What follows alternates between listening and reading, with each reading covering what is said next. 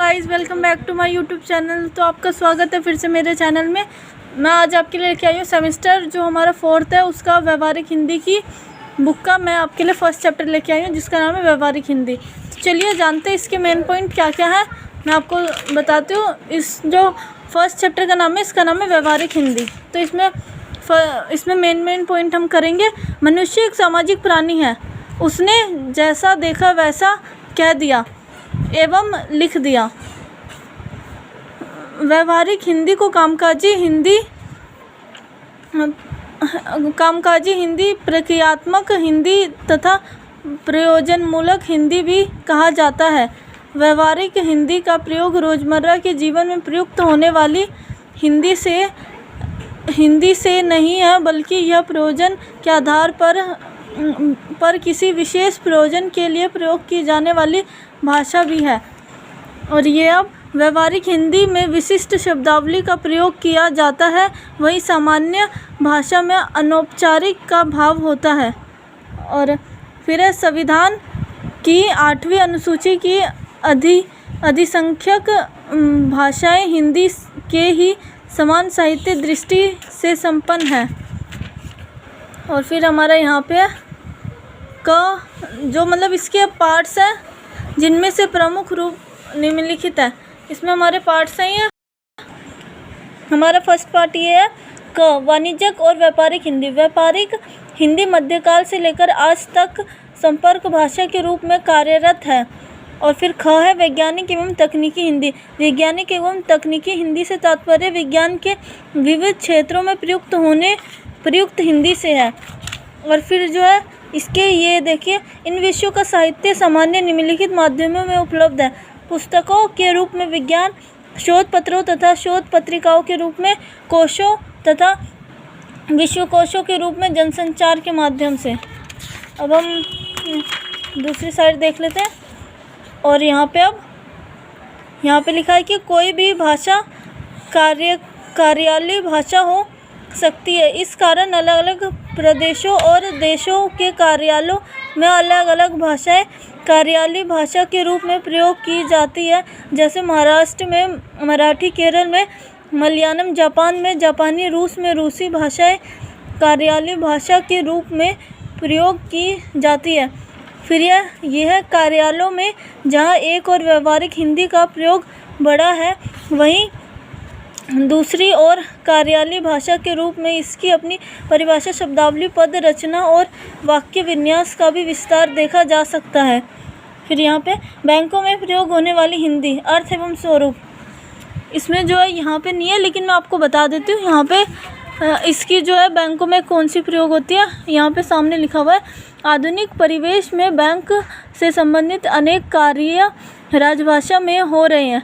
इसके लिए अब हिंदी में पर्याप्त शब्द भंडार और हिंदी अधिकारी अनुवादन, आशुलिपिक तथा टंकक भी उपलब्ध है। और आधुनिक स्तर पर हिंदी में निश्चित कार्य करने वाली समितियां तथा कार्य योजनाएं भी विद्यमान है। फिर भी बैंकों में हिंदी के प्रयोग से संबंधित कई प्रकार की कठिनाई देखी जा सकती है। नेक्स्ट देखते हैं। नेक्स्ट है हमारा ये, आज व्यापार, वाणिज्य, अर्थव्यवस्था एवं वित्त क्षेत्रों में नवीन बोध जागृत हुआ है। भारत में राष्ट्रीय बैंकों के साथ साथ अनेक विदेशी बैंक भी अब अधिक से अधिक सुविधाओं के साथ वित्तीय बाजार में आ गए हैं। व्यापारी ही नहीं, एक मिनट, ये हमारा लिखा है, व्यापारी ही नहीं अब बैंक भी भारतीय बाजार और वित्तीय व्यापार पर अधिकार पाने का तरीका समझ चुके हैं। उन्हें अब अच्छी तरह समझ आ गया है कि जनता के लिए जनता की भाषा में काम करना कितना आवश्यक और लाभदायक है। फिर हमारे ये कुछ अनुच्छेद आ गए जिनको हम अभी पढ़ रहे हैं। अनुच्छेद 1.6, अनुच्छेद और अधिनियमों के द्वारा हिंदी का प्रयोग एवं महत्व। भारत के संविधान के भाग 17 में अनुच्छेद 343 से 351 में संघ की राजभाषा संबंधित प्रावधान इस प्रकार है। अनुच्छेद 343(1) के अधीन संघ की राजभाषा हिंदी और लिपि देवनागरी है। प्रयोग किए जाने वाले अंकों के स्वरूप भारतीय अंकों के अंतर्राष्ट्रीय रूप है। अनुच्छेद 343 के अधीन 15 वर्षों 26 जनवरी 1965 तक सभी राजकीय प्रयोजनों के लिए अंग्रेजों का यथावत प्रयोग होता रहेगा। अनुच्छेद 343 में संसद 15 वर्षीय की अवधि के पश्चात भी अंग्रेजी के प्रयोग को यथावत रखने का विधि द्वारा कोई उपबंध कर सकेगी। अनुच्छेद 344 राष्ट्रपति को संविधान के प्रथम 5 वर्ष तथा 10 वर्ष पश्चात राजभाषा आयोग नियुक्त करने का आदेश देता है। राज्यों की राजभाषाओं का उल्लेख संविधान के अनुच्छेद 345 में किया गया है। राजभाषा हिंदी में विकास की व्यवस्था का उल्लेख संविधान के अनुच्छेद 351 में किया गया है।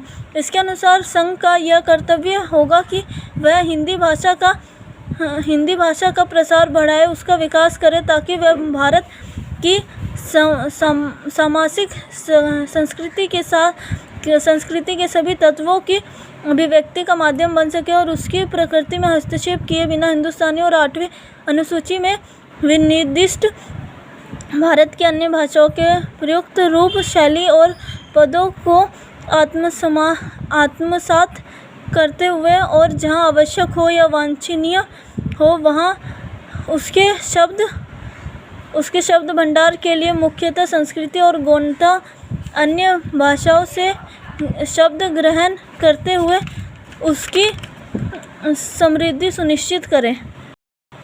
और अब हमारे यहाँ पे राजभाषा अधिनियम की धारा 8 के अधीन वर्ष 1976 में राजभाषा नियम बनाए गए, जिसके अनुसार पूरे भारत को भाषाई दृष्टि से 3 क्षेत्रों क, ख, ग में बांटा गया। क क्षेत्र बिहार, हरियाणा, हिमाचल प्रदेश, मध्य प्रदेश, राजस्थान, उत्तर प्रदेश तथा दिल्ली और संघ शासित क्षेत्र अंडमान व निकोबार द्वीप समूह। ख क्षेत्र गुजरात, महाराष्ट्र, पंजाब एवं संघ शासित राज्य क्षेत्र चंडीगढ़। ग क्षेत्र तमिलनाडु, आंध्र प्रदेश, कर्नाटक, बंगाल, त्रिपुरा, मेघालय, मिजोरम, केरल, मणिपुर, उड़ीसा, अरुणाचल प्रदेश, जम्मू कश्मीर, गोवा एवं अन्य शेष राज्य। राजभाषा नियम 1976 के नियम 5 एवं 7 में प्रावधान किया गया है कि कार्यालयों द्वारा हिंदी में प्राप्त हस्ताक्षरित पत्रों का उत्तर अनिवार्य हिंदी में ही देना है। और फिर यहाँ पे हमारे नीचे राजभाषा नियम 1976 के नियम 12 के अनुसार कार्यालय प्रधान का दायित्व है कि वह अपने कार्यालय में राजभाषा आदेशों का अनुपालन करे। नियम 12 के अनुसार प्रशासनिक प्रधान राजभाषा आदेशों को प्रभावी ढंग से लागू करने हेतु जांच पड़ताल के उपाय करे और जांच बिंदु बनाए। नियम 12 के अनुसार प्रशासनिक प्रधान राजभाषा आदेशों की जानबूझकर अवहेलना करने वालों के विरुद्ध कार्रवाई कर सकते हैं। और फिर यहाँ पे संपर्क भाषा के रूप में हिंदी का प्रयोग। संपर्क भाषा से अभिप्राय उस भाषा से है जो समाज के विभिन्न वर्गों या भाषाभाषी के बीच सेतु के रूप में काम आती है। और फिर यहाँ पे डॉक्टर मंगलदेव शास्त्री ने कहा है, भाषा मनुष्य की उस चेष्टा या व्यापार को कहते हैं जिससे मनुष्य अपने उच्चारणोपयोग शारीरिक अवयवों से उच्चारण किए गए वर्णात्मक या भावनात्मक शब्दों द्वारा अपने आप को प्रकट करते हैं। उसके बाद यहाँ पे बम्बईया हिंदी का प्रयोग। बम्बईया हिंदी मुख्यतः महाराष्ट्र में बोली जाती है। बम्बईया हिंदी का प्रयोग क्षेत्र विरहित होता है। इसका प्रयोग मुख्यतः हिंदी फिल्म में देखने को मिलता है। फिर कलकतिया हिंदी का प्रयोग। कलकतिया हिंदी का प्रयोग क्षेत्र मूलतः कोलकाता माना जाता है। इतिहास साक्षी है कि बंगाल में ही पूरे भारत में नव जागरण का शंखनाद हुआ। उसके बाद यहाँ पे आपका कोलकाता में अधिकांश लोग बांग्ला भाषा बोलते हैं और अन्य लोग राजधानी में भोजपुरी, मैथिली आदि भाषा भी बोलते हैं। इन दोनों वर्गों की भाषा के मिलन से कलकतिया हिंदी का जन्म और विकास हुआ और यह सामान्य बोलचाल, व्यापार और बाजार की भाषा बन गई। उसके बाद हमारा निष्कर्ष है जो हम देखते हैं। यहाँ पे हमारा निष्कर्ष, यह भाषा लगभग 250 वर्षों से देश में संपर्क की भाषा रही है और देश की एक प्रमुख भाषा के रूप में अपना स्थान बना चुकी है। जनजीवन के विभिन्न आधारों पर विभिन्न भूमिकाओं में इसका अपना महत्व है, जिसे कोई नकार नहीं सकता। तो ये रहे इसके क्वेश्चंस जो आपको दिख रहे होंगे। और यहाँ पे जो हमारा ये फर्स्ट चैप्टर हमारा ख़त्म हुआ, इसके यही थे मेन पॉइंट। तो आपको कैसा लगा वीडियो में लाइक शेयर कमेंट करके बताइए। Thank you.